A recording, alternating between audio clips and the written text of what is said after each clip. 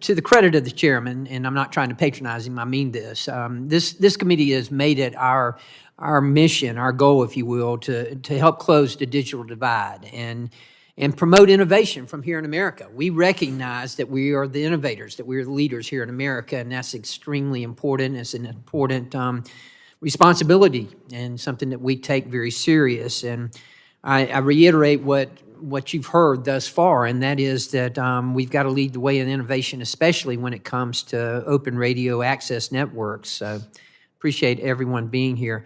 Mr. Blum, I'll start with you. We've got new vendors who are entering the market, and we have an agreement, and we've got an agreement on standards. We've got funding from the government. What are we missing? What else do we need, in your opinion? I think Congress has really done an excellent job of giving us the tools to spur the ecosystem. The Chinese vendors, they hate Open RAN. Why? There's competition, there's transparency, there's security, there's US-centric leadership, there's US software, and no one does software better in the world than the United States.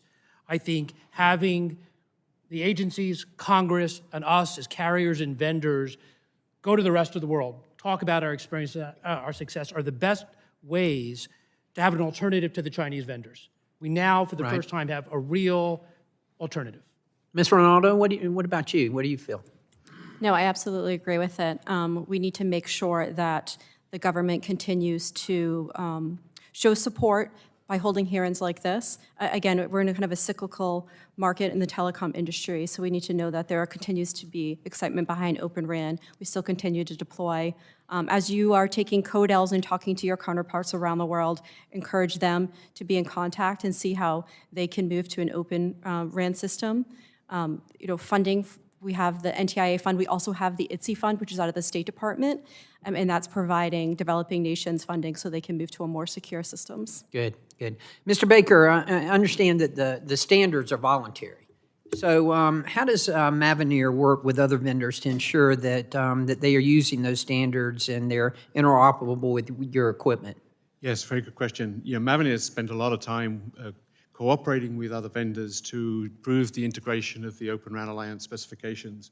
As an example, we have a 10,000 square feet test and integration facility that we invested in Dallas, where we've tested over 14 different radio manufacturers from around the world to ensure the specifications work. I think the challenge that's going forward is that there is actually no commitment necessary to say something is O-RAN compatible. And that's really the request that government looks at this on a global basis and come up with something like the Wi-Fi standards where everybody knows that Wi-Fi is compatible, and the same thing needs to happen with O-RAN, and O-RAN interfaces need to be standardized in equipment. Well, thank you.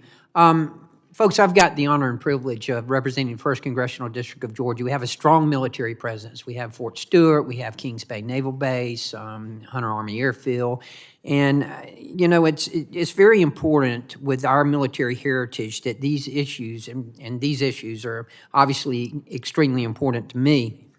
Mr. Bloom, in your testimony, you discussed that DISH is partnered with the U.S. Navy at Whidbey Island in Washington to deploy a private Open RAN network on the base. And I understand that the last NDAA, in fact I know, requires the Department of Defense to look at deploying wireless networks based on Open RAN. How will the Department of Defense's deployment of O-RAN networks assist broader O-RAN development? I think DoD's interest and support of Open RAN is very important.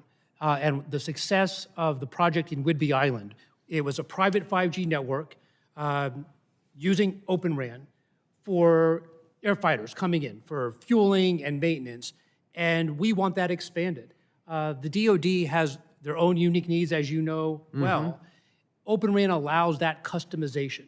We can give them the security layer. We can give them the flexibility for operational, mission-critical types of projects, where the legacy, they just don't have that nimbleness. As Mr. Baker referenced, Open RAN could be constantly upgraded, and it's future-proof. So the DoD may have certain needs now on a military base. Those can be expanded over time without additional costs because the network is primarily software-based. Great, great. Well, I'm out of time, but I do want you to know again that this committee, and specifically this subcommittee, is leading the way in this type of innovation. So thank y'all, and I yield back.